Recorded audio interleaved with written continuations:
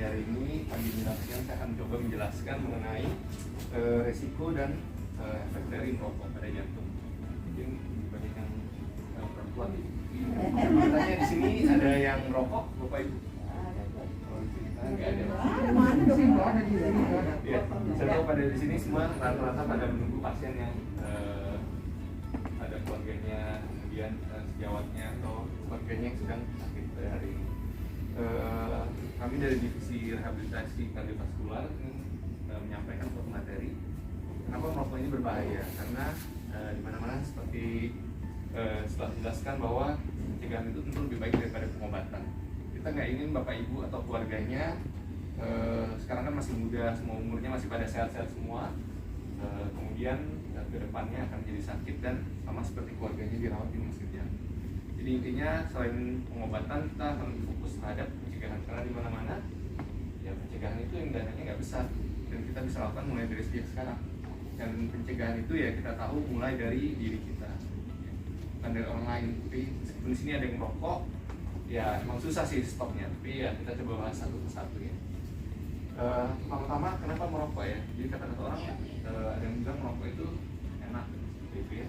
Terus kemudian bagi beberapa pekerja jadi semangat. Kemudian ada juga kalau yang bilang merokok seperti laki-laki, sama untuk yang laki-laki jadi kurang jantan lah seperti itu ya.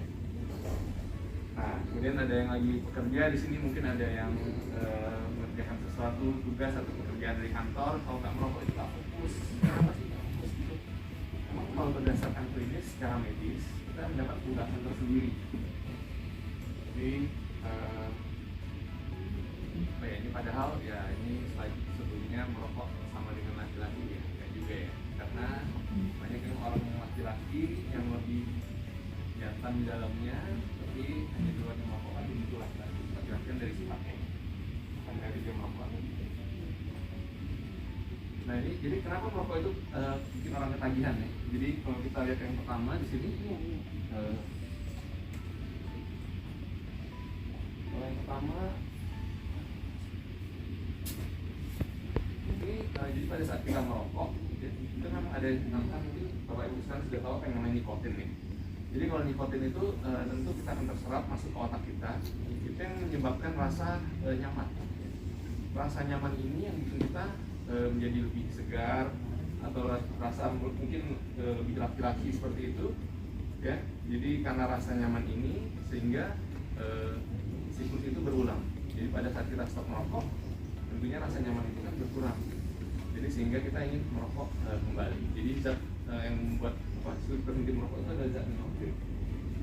Mungkin pada saat ini ada rokok elektronik yang kita bilang vape ya. Mungkin kita sudah tahu yang anak-anak muda terutama kalangan muda lebih sering merokok ya rokok elektronik. Tapi di rokok elektronik itu juga ada zat yang namakan dengan nikotin. Tapi pada akhir slide saya akan menjelaskan mengenai vaping itu sendiri. Kemudian selanjutnya ini efek tubuh dari rokok ya. Dan mungkin laki-laki kalau ada yang rambutnya rontok, karena yang ada mulai kebotakan, bisa salah satu efek dari merokok.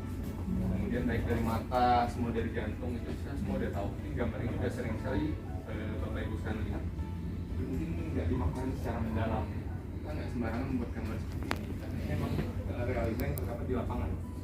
Ya, jadi kalau dari efek merokok itu sendiri. Jadi seluruh tubuh bisa terkena efeknya, mungkin bukan sekarang, mungkin bukan pelan-pelan, tapi mungkin 5 tahun lagi atau 10 tahun lagi, toh sama saja. Kan kita masa tua kita kan, jadi bisa hidup tenang sama keluarga seperti itu. Oke, selanjutnya efek merokok itu juga selain diri sendiri juga terhadap orang lain, dan juga selain orang lain kita juga ada yang mungkin ini hal yang baru. Jadi kita bilang dengan merokok orang ketiga. Orang ketiga itu siapa? Ya orang yang ada di rumah kita, bukan yang kita rokok sebelahan. Kita bilangnya third hand smoker. Pada saat kita merokok, asap rokok itu terserap di sofa, terserap di kasur, terserap di dinding. Di ruangan itu kita tahu bau rokok. Nah, bau rokok itu yang bisa kita bilang dengan third hand smoker, juga bisa berbahaya terhadap kesehatan kita.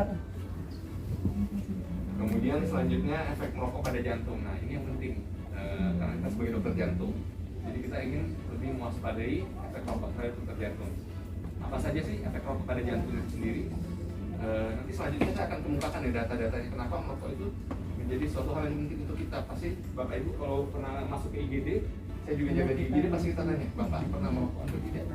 Karena ibu juga, kalau itu kita juga tanyakan ya, meskipun agak lucu ya jadi. Jadi merokok itu sangat penting karena merokok itu juga pembuluh darah di kaki, jadi kakinya bisa varises seperti itu. Kemudian pembuluh darah yang ada di dada juga, pembuluh darah yang di perut semuanya bisa terkena. Ini yang saya bilang tadi penyumbatan. Jadi mungkin Bapak Ibu sudah pada tahu, mungkin juga ada yang belum tahu penyakit jantung koroner. Jadi koroner itu kenapa kita bilangnya penyakit jantung koroner? Koroner itu adalah pembuluh darah yang ada di jantung. Jadi jantung kita, jantung kan sebelah kiri. Nah itu ada pembuluh darah, ada 3 pembuluh darah besar. Ya, kita ngomongnya pembuluh darah koroner. Jadi kalau ada masalah pada pembuluh darah tersebut, kita ngomongnya penyakit jantung koroner. Nah itu normalnya sih seperti ini. Normal pembuluh darah kita kosong, tidak ada lemaknya. Tapi sering apabila kita merokok, kemudian makan makanan yang berminyak semuanya, kurang aktivitas, lama-lama penumpukan terjadi. Ini gambar yang lebih jelasnya seperti ini. Jadi ini normalnya tidak boleh nih ada yang ngomong seperti ini. Meskipun ada tidak apa-apa. Tapi apabila kita merokok, ini akan meningkatkan resikonya. Jadi pria perokok usia 35 tahun itu sama kita nggak merokok pada saat usia 65 tahun. Jadi resikonya sering kita kasih pasien, resikonya itu 2 kali lipat lebih tinggi. Jadi saya usia 35 tahun tapi merokok dengan 1 orang yang tidak merokok, jadi bisa hidup sampai 65 tahun. Laki-laki tersebut 65 tahun baru kena serangan jantung, tapi saya pada saat 35 tahun sudah kena serangan jantung apabila merokok. Jadi andai-andainya seperti itu. Jadi resikonya meningkat hampir 2 kali lipat. Penelitian baik dunia internasional di luar negeri maupun di Indonesia. Jadi kalau di luar negeri, orang luar negeri awal-awal kan rokok itu dari luar negeri ya. Jadi kalau Bapak Ibu lihat dulu ada iklan Marlboro Cowboy yang merokok keren ganteng seperti itu ya. Nah, di Amerika sendiri mereka sudah mengurangi sekali rokok itu. Beralihlah mereka pasarnya ke Indonesia. Gitu, ya. Jadi orang di luar negeri itu udah tahu semua tuh efeknya. Makanya mereka tidak jarang sekali merokok karena pasar di sana kecil. Makanya kalau Ibu tahu ada beberapa perusahaan dari sana pindah ke sini untuk membuka pabrik rokok seperti itu. Jadi mereka di dunia internasional sudah sangat mengetahui bahaya dari merokok ini.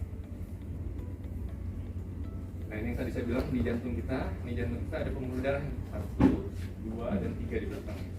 Nah ini apabila tersumbat, ya otomatis kalau ini menjadi sumbatan total, ini terjadi serangan jantung.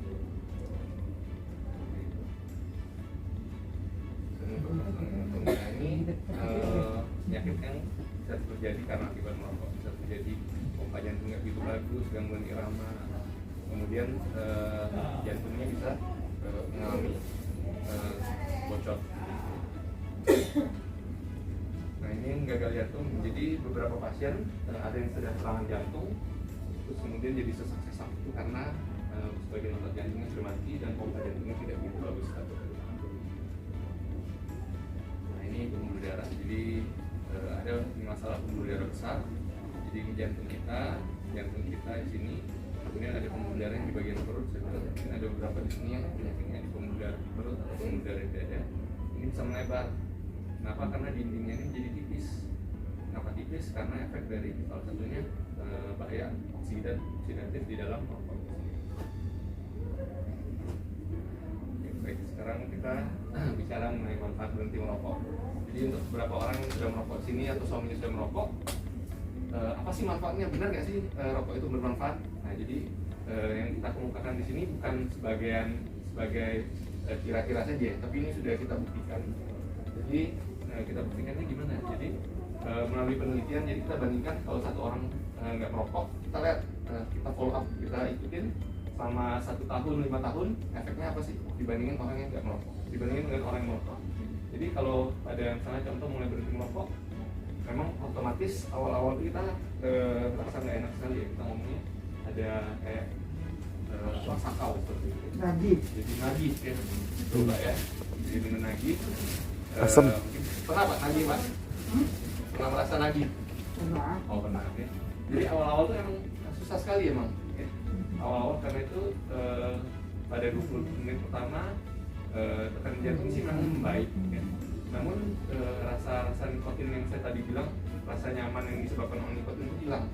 Jadi orangnya rasa nggak tenang, nggak nyaman seperti itu. Nah, namun setelah 5 hari sebagian besar nikotinnya itu akan membaik ya. Jadi kemudian efeknya, kita lihat efeknya kalau dalam 3 bulan resiko untuk menjadi luka pembuluh darah itu akan menjadi mulai membaik, semakin membaik. Kemudian dalam 1 tahun resikonya berkurang menjadi setengahnya. Jadi kalau tadi saya bilang resikonya bisa meningkat 2 kali lipat. Kalau sudah 1 tahun berhenti merokok, itu akan resikonya turun lagi kembali menjadi setengahnya. Dan apabila 5 tahun berhenti merokok itu akan sama hampir seperti orang yang tidak merokok. Jadi dia bilang padahal saya sudah telat ini ya. Tapi data membuktikan berkata berbeda. Jadi datanya membuktikan setelah orang merokok stop 5 tahun, resikonya hampir sama dengan yang belum pernah merokok. Jadi yang kita katakan sudah telat pasti. Tapi data penelitian berdasarkan bukti menunjukkan hal itu dapat memperbaiki sama seperti orang yang belum pernah merokok. Kemudian mungkin yang di sini estimasi biaya ya.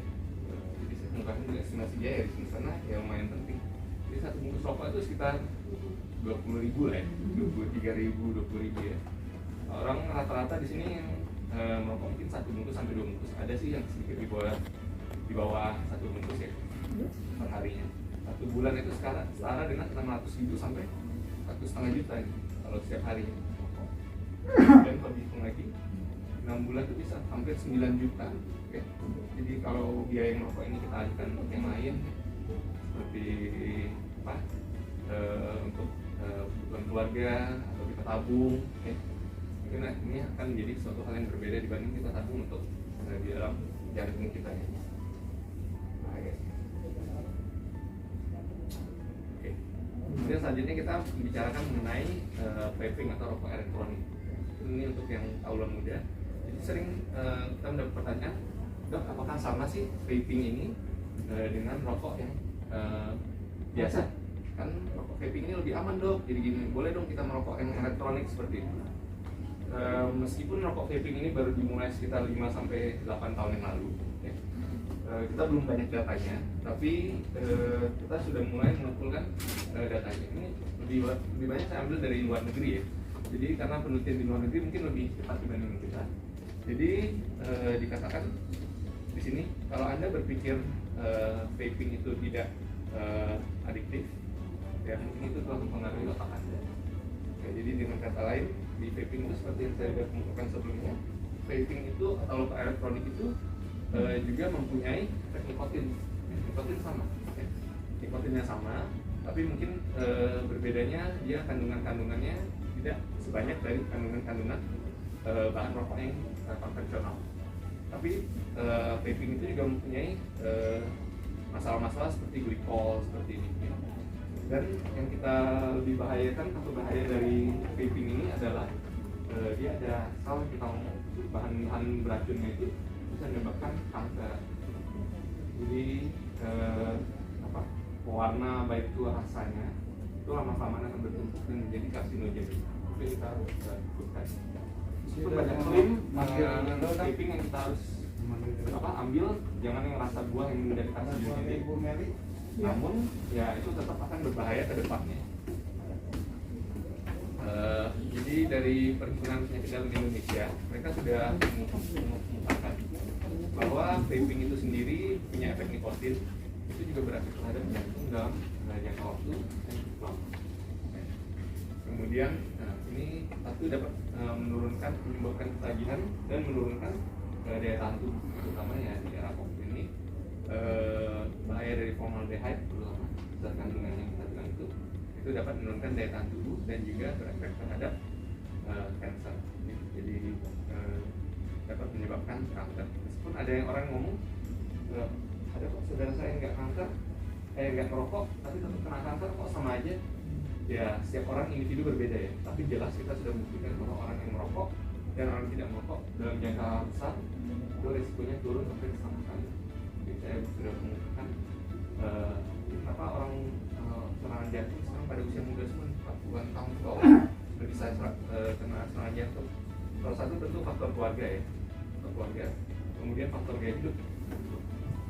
Jadi kalau ada faktor keluarga aja, contoh misalnya saya ada faktor keluarga darah tinggi, tapi daya hidup saya baik, saya mungkin tidak akan terkena penyakit darah tinggi.